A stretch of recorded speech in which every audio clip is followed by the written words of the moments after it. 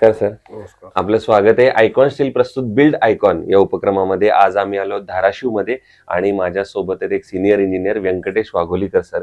खरं तर 34 वर्षांचा त्यांचा या क्षेत्रातला अनुभव आहे. अनेक शासकीय प्रकल्प असतील, मोठे इंडस्ट्रियल प्रोजेक्ट आहेत किंवा मोठे इन्फ्रास्ट्रक्चरचे प्रकल्प आहेत, यावर त्यांनी काम केलेलं आहे. त्यामुळे खरंच हा अनुभवाचा पट उलगडताना, हा त्यांचा जीवन प्रवास उलगडताना एक वेगळी मजा, आनंद येणार आहे.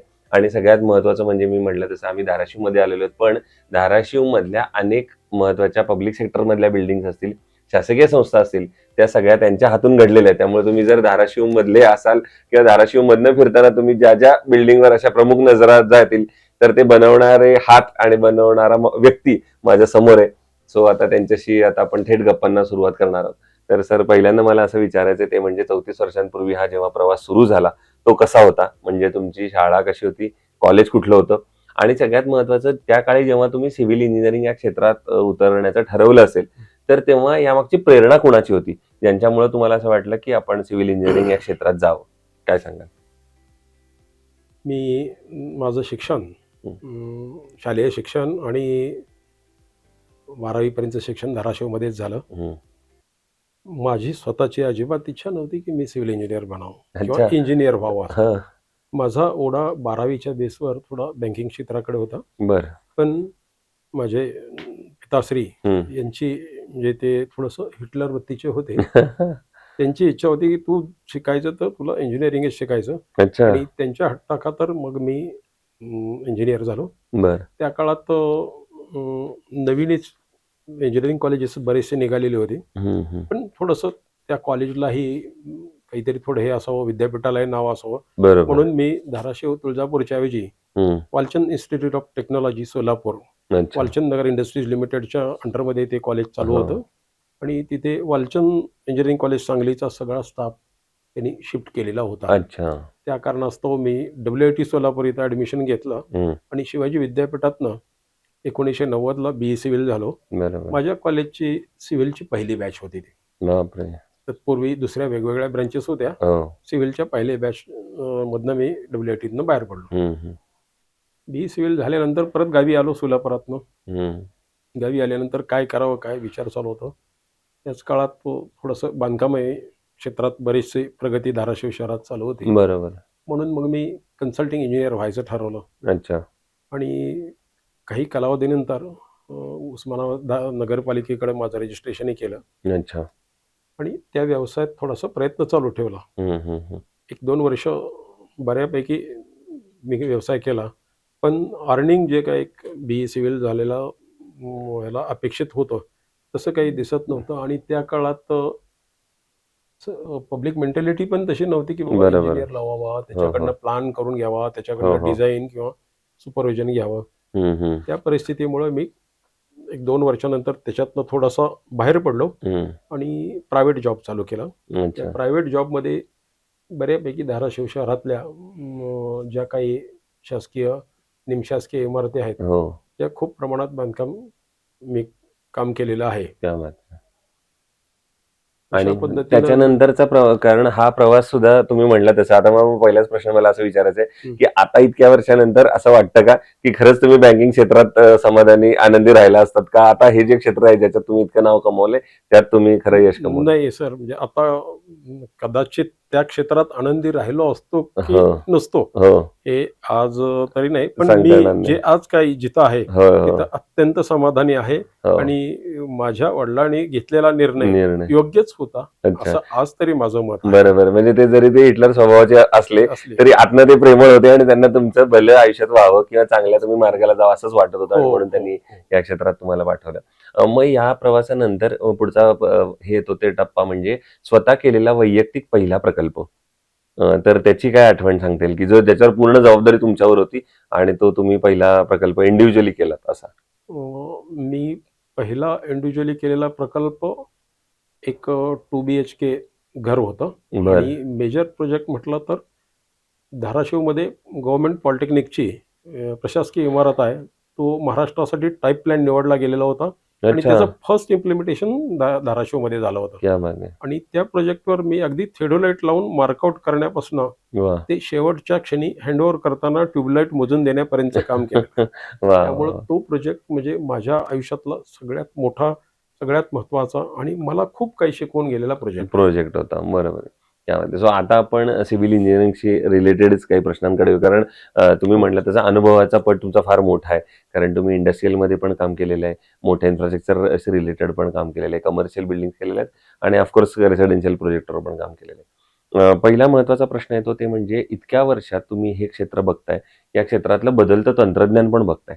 तर तंत्रज्ञानाची आता या क्षेत्रात तुम्हाला कशी मदत होते आणि इतक्या वर्षांनंतर आता तुम्हाला असं वाटतं का पुन्हा की आता अजून एक कुठला तरी कोर्स व्यावसायिक प्रशिक्षण घेतलं पाहिजे किंवा काहीतरी शिकलं पाहिजे असं?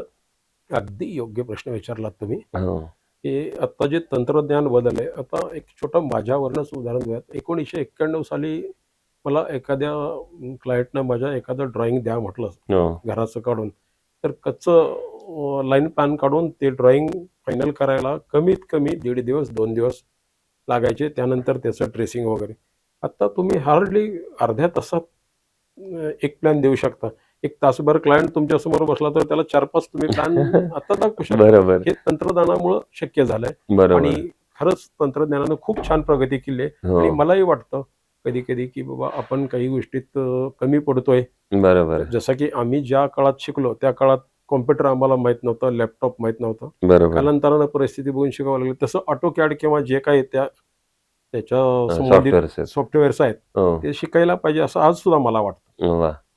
त्याच्यानंतर दुसरा प्रश्न म्हणजे तुम्ही इतक्या हे क्षेत्र जवळून बघितलेलं आहे, काम हो. केलेलं आहे. हो. पण या क्षेत्रामध्ये एक कायम सामायिक धागा तुम्ही बघितला असेल ते म्हणजे कामगार. हो. कारण लेबर ओरिएंटेड इंडस्ट्री आहे. हो. आणि दुसरी गोष्ट म्हणजे त्यामध्ये अकुशल कामगारांचं असलेलं प्रमाण, हो. जे पूर्वी पण होतं आणि आताही तेवढंच आहे.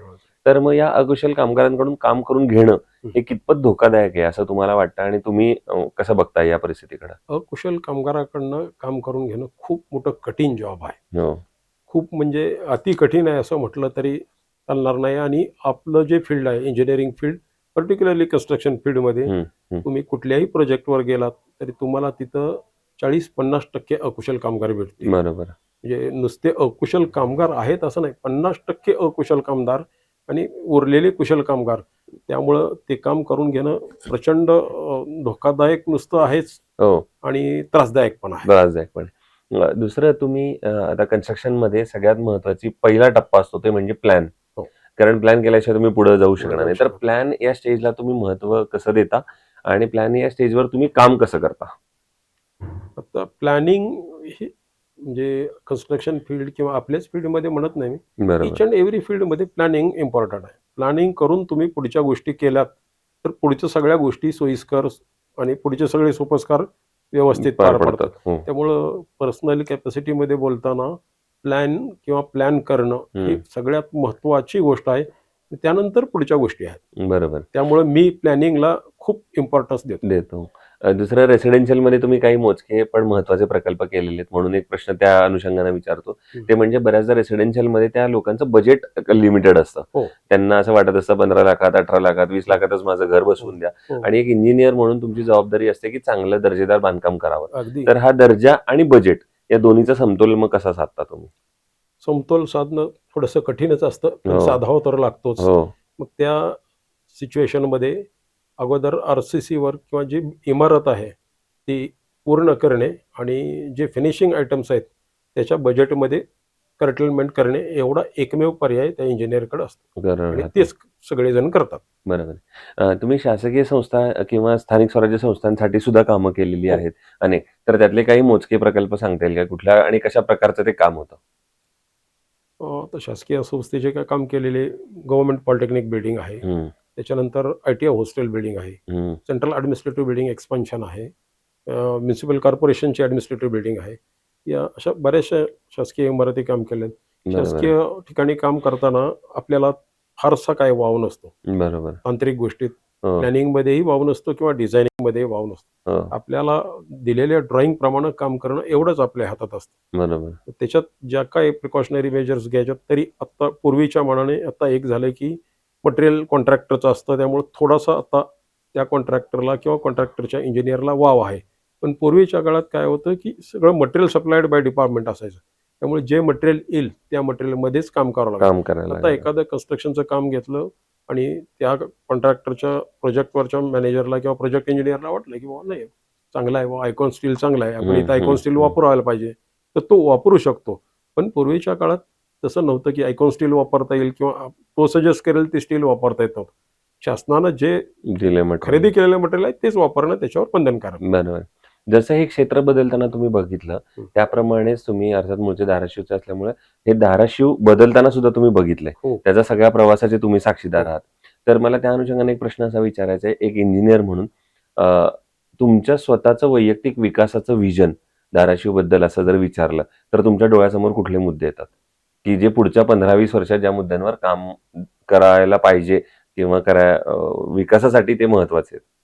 धाराशिव शहर, धाराशिव जिल्ह्याच्या विकासाच्या दृष्टीनं 2-3 महत्वाचे मुद्दे आहेत. इन्फ्रास्ट्रक्चरवर काम करणारा खूप मोठी जागा आहे. इंडस्ट्रियल स्ट्रक्चर डेव्हलपमेंटमध्ये खूप मोठं वाव आहे. इंडस्ट्रीज नसल्यामुळं, इन्फ्रास्ट्रक्चर नसल्यामुळं धाराशिवचा म्हणावा तसा विकास होऊ शकलेला नाही. बरोबर. ह्या सगळ्यात महत्वाचा मुद्दा आहे. आता रेल्वे आली आहे, दुसरी एक रेल्वे लाईनचं काम चालू आहे. आता शहराच्या बाजूने एक 4 लेन हायवे गेलाय. आता जिल्ह्यातनं नवीन 2 हायवे जात आहेत. ऍडिशनल डेव्हलपमेंट चालू आहेत. त्या डेव्हलपमेंट झाल्यानंतर आणखी काही थोडा बहुत विकास होईल. ऍग्रिकल्चर सेक्टरमध्ये पण खूप डेव्हलपमेंट करायला वाव आहे. त्याच्यात ऍग्रिकल्चर सेक्टरमध्ये पण इंजिनियर्सनी काही गोष्टी केल्या तर अजून शेतकऱ्याला आणि शहरासह जिल्ह्याच्या विकासाला चालना मिळू शकते. पण अशा वेळेला मग सरकारकडनं काय अपेक्षा आहेत? सरकारकडनं तर सगळ्या अपेक्षा सगळी सरकारकडनं करतात. पण माझं वैयक्तिक असं मत आहे की सरकारकडनं अपेक्षा नंतर करावी. सुरुवात स्वतःपासून जनतेने, गावकऱ्यांनी, त्या शहरातल्या लोकांनी अगोदर स्वतःपासून सुरुवात करावी, मग सरकारकडनं अपेक्षा करावी असं मला वाटतं. बरोबर. दुसरं, आता तुम्ही इतके प्रकल्प केल्यानंतर खरं तर अवघड प्रश्न आहे असा की एखादा असा आयकॉनिक प्रोजेक्ट की जो करताना एक वेगळा आनंद, समाधान मिळालं, एक अभिमान वाटला स्वतःवरचा की हे माझ्या हातून प्रोजेक्ट झाला, तर असं एखाद्या प्रोजेक्टचं नाव सांगू शकाल? मी लोहारा येथे लोकमंगल माऊली इंडस्ट्रीज लिमिटेड या इंडस्ट्रीसाठी जमीन घेण्यापासून ते फॅक्टरी चालू करून पहिलं साखर पोतं बाहेर पडण्यापर्यंत मी तिथे होतो. माझ्या दृष्टीनं हा खूप मोठा प्रोजेक्ट आहे. 6000 TCDचा प्रोजेक्ट आहे. नियर अबाउट 435 CRचा तो प्रोजेक्ट होता. आणि जमीन ताब्यात घेऊन मी एकटा पहिल्यांदा गेलो. ते जमिनीचे परचेस डीड माझ्या हातनं झालेत. त्या शेतकऱ्याकडनं ती जमिनीचा ताबा मी घेतला, त्याचं मोजणी करून पूर्ण सगळ्या गोष्टी करून अगदी साखरेचं पोतं बाहेर पडेपर्यंत मी तिथं आहे. हे माझ्या दृष्टीनं खूप मोठी अचिव्हमेंट आहे. म्हणजे एका वेगळ्या अर्थाने म्हटलं तर फार गोड प्रवास आहे हा सगळा. आणि जर तुम्ही बघितलाय हा सगळा याच्यापर्यंत आणि तुम्ही म्हणला तसं साखरेचं पहिलं पोतं बाहेर पडेपर्यंतचा प्रवास आहे. हा जसा एक प्रवास आहे तसा दुसरा एक प्रवास आहे की ज्यामध्ये आव्हान आहेत, ज्यामध्ये समस्या आहेत, ज्यामध्ये प्रॉब्लेम्स आहेत. तर असा एखादा प्रसंग, घटना किंवा प्रोजेक्ट आठवतो का की काम करताना अचानक काहीतरी समस्या उद्भवली आणि त्याच्यावर तुम्ही कशी मात केली, त्या आव्हानावर कशी मात केली? असं दोन्ही आम्हाला तुमच्याकडनं ऐकायचंय. कारण बऱ्याचदा मग ती नैसर्गिक आपत्ती असेल, कधी हाताखालच्या कामगारांमुळे असेल, तंत्रज्ञानामुळे असेल, समस्या वेगवेगळ्या प्रकारच्या येऊ शकतात. तर त्यातली एखादी आठवणारी आणि तुम्ही त्या आव्हानावर कसं मात केली? अगदी छान आठवणारं, उस्मानाबाद नगरपालिकेच्या ऍडमिनिस्ट्रेटिव्ह बिल्डिंगचं काम चालू होतं. कामाचं प्लॅनिंग, डिझाईन झालं, काम चालू केलं आणि काम चालू करताना फाउंडेशनचं एक्सकॅव्हेशन चालू करताना लक्षात आलं की नियर अबाउट 3 मीटरपर्यंत गेले तर स्टार्टअप BC सॉइलच आहे, खाली काहीच नाही आहे. अच्छा. आणि टेंडरमध्ये तर काहीच प्रोव्हिजन नव्हती. बरोबर. फक्त एक्सकॅव्हेशन अप टू 2.2 मीटर, 2.1 मीटर एवढंच होतं. त्यानंतर ते काम थांबवून त्या सगळ्या गोष्टी ज्या कराव्या लागल्या, आर्किटेक्ट, नगरपालिकेचे प्रशासकीय अधिकारी किंवा लोकप्रतिनिधी सगळ्यांना बोलवून ज्या ज्या गोष्टी कराव्या लागल्या आणि त्याच्यात जो वेळ गेला तो माझ्या आयुष्यात कधी न विसरणारा विषय आहे. आणि मला तिथे थोडंसं माझं तांत्रिक नॉलेज पण वापरावं लागलं. आणि इव्हन नगरपालिकेच्या सर्वसाधारण सभेमध्ये जाऊन मला काही 4 गोष्टी तांत्रिकतेने बोलाव्या लागल्या. आणि ते सगळं केल्यानंतर त्या मंजुरी प्राप्तीनंतर ते काम केलं आणि आज ती इमारत उभा आहे, हा वेगळाच म्हणजे आनंद आहे. बरोबर. दुसरं, जेवढ्या वर्षाचा तुमचा अनुभव आहे तेवढ्या पेक्षा सुद्धा कमी वयाची खरं आता जे इंजिनियर या क्षेत्रात येऊ पाहत आहेत नव्यानं, किंवा हो, तरुण अगदी इंजिनियर्स खरं. ऑफकोर्स येत आहेत, पुढची पिढी येते, तुमच्या मुलाच्या वयाची आता हो. पिढी येते. तर एक गुरु म्हणून, यातला एक मास्टर म्हणून, एक अनुभवी म्हणून, वडिलकीच्या नात्यानं असं म्हणा, एक काय यशाचा गुरुमंत्र त्यांना द्याल या क्षेत्रात येण्यापूर्वी? माझाही मुलगा इंजिनियरच आहे, वा. तो मेकॅनिकल मध्ये आहे. अच्छा. माझा ह्या नवीन पिढीना एकच मंत्र आहे की हा इंजिनियर जर का असाल तुम्ही, अभियंता हो. म्हटल्यावर त्याला हार्ड वर्क शिवाय पर्याय नाही. हो. त्यांनी हार्ड वर्क हे केलंच पाहिजे. बरोबर. दुसरं त्याच्याकडं, आणि एव्हरीथिंग इज पॉसिबल. म्हणजे बरोबर. अभियंत्याच्या डिक्शनरीमध्ये अशक्य हा शब्दच नसला पाहिजे. खरंय. हे असं एक दोन गोष्टी मी माझ्या मुलालाही सांगतोय, तसंच नवीन पिढीला वडिलांनाही सांगतोय. दुसरं, येणाऱ्या आगामी काळामध्ये सिव्हिल इंजिनिअरिंग या फील्डचं भवितव्य किंवा भविष्य काय वाटतं तुम्हाला? खूप सुंदर भविष्य आहे. हम्म. सिव्हिल इंजिनियर्सला खूप मोठा वाव आहे. आता तुम्ही जर का मार्केटमध्ये पाहिलं, मी आता बऱ्याचशा विषयात फिरतो, इंडस्ट्रियल सेक्टरमध्ये हो, किंवा सगळ्या, हो, हो. प्रत्येक ठिकाणी आता सिव्हिल इंजिनियरची आवश्यकता आहे. बरोबर. असं एकही सेक्टर नाही की तिथे सिव्हिल इंजिनियरची गरज नाही. हम्म, हम्म. आणि माझं किंवा माझे जे सहकारी किंवा माझे सिनियर बॉस आहेत, त्यांचं सगळ्यांचं मत असं आहे, आणि माझंही स्वतःचं, की सिव्हिल इंजिनियर हा चौकोनी चेहरा असतो. तो हो. कुठंही फिट बसतो. वा. तुम्ही कुठल्याही सेक्टरमध्ये टाका, जिथं जिथं सिव्हिल इंजिनियर गेले तिथं तिथं ते यशस्वी झालेले आहेत. क्या बात आहे. सिव्हिल इंजिनियरला तोडच नाही, असं माझं वैयक्तिक. वा वा वा. दुसरं, कन्स्ट्रक्शन मध्ये स्टील हा अतिशय महत्वाचा पार्ट आहे. अगदी योग्य. आणि ज्या एरियात आपण आहोत किंवा ज्या भागात आपण आहोत, भूकंप प्रवण क्षेत्र एका अर्थानं, तर त्यामध्ये सुद्धा स्टील हाचा महत्वाचा रोल आहे कन्स्ट्रक्शन मधला. तर असं स्टील निवडताना तुम्ही काय पॅरामीटर्स बघता किंवा काय गुणवैशिष्ट्य बघता आणि मग ते स्टील निवडता आपल्या बांधकामासाठी? स्टील निवडताना अभियंत्याने म्हणजे पर्टिक्युलरली प्रायव्हेट सेक्टर मधलं सांगतोय, हो हो हो कन्सल्टिंग इंजिनियर म्हणून बोलतोय, हो. फार कमी वेळा स्टील अभियंता निवडतो. बरोबर. म्हणजे मला माहितीसाठी हो सांगतो, हो. म्हणजे 10 to 20% अभियंत्याच्या हातात याच्यावर असतं. स्टील निवडलं जातं. 80% लोक हे माउथ पब्लिसिटीवर स्टील निवडतात. म्हणजे माझ्या त्या नातेवाईकांनी, माझ्या भावानी, माझ्या मित्रांनी हे वापरलं, तो चांगला आहे म्हणला म्हणून मी हे घेतलं. अच्छा. अशी अगदी 80% लोकांची दारुण आहे. भूमिका असते. बरोबर. फार कमी लोक अभियंत्याच्या सांगण्यावरनं स्टील निवडतात. हे बरोबर. माझा हो, अनुभव आहे. अनुभव आहे. लोकांचा काय मला माहिती नाही, बरोबर पण माझा बरोबर अनुभव तो आहे. बरोबर. आणि इंडस्ट्रियल सेक्टरमध्ये मात्र स्टील निवडताना पॅरामीटर्स आणि कोणतं स्टील चांगलं, कशाचे रिझल्ट काय आहेत, अगदी 2-3 कंपन्याचे स्टीलचे पॅरामीटर्स कम्पेअर करून डिसिजन मगच निर्णय घेतला जातो. दुसरा, आयकॉन स्टील तुम्ही कुठल्या प्रोजेक्टमध्ये वापरलंय का? त्या तुमचा वैयक्तिक अनुभव त्यांच्या प्रॉडक्ट बद्दल आणि त्यांच्या सर्व्हिसेस बद्दल कसा आहे? आयकॉन स्टील मी पर्सनली कुठल्याही प्रोजेक्टवर वापरलेलं नाही, पण माझ्या सहकार्याने वापरलेलं आहे. आणि आयकॉन स्टील बद्दल मी 2-3 सेमिनार अटेंड केलेत. पण अच्छा. नेक्स्ट जो माझा मोठा प्रोजेक्ट आहे हो. आता माझ्या हातावर, त्यासाठी मात्र मी आयकॉन स्टीलच्या इंजिनियरकडनं माहिती घेऊन त्यांच्याशी मार्केटिंग डिपार्टमेंटचे अप्रोचही झालो आहे. क्या बात आहे. आणि मी इंटरेस्टेड आहे की माझ्या नेक्स्ट प्रोजेक्ट, इन्फ्रास्ट्रक्चर प्रोजेक्टमध्ये आयकॉन स्टील वापरायला इंटरेस्टेड आहे. मी त्यांच्याशी तसं बोलतोय सध्या. क्या बात आहे. सो हे होते इंजिनियर व्यंकटेश कुमार वाघोलीकर सर. आणि मी सुरुवातीला म्हणलं तसं, खरं तर इतका मोठा प्रवास असतो, जेव्हा इतका मोठा अनुभव पाठीशी असतो, तेव्हा तो असा काही मिनिटात मांडणं अवघड असतं. पण तरी सुद्धा त्यांनी अतिशय मोजक्या महत्वाच्या शब्दांमध्ये सांगितलं.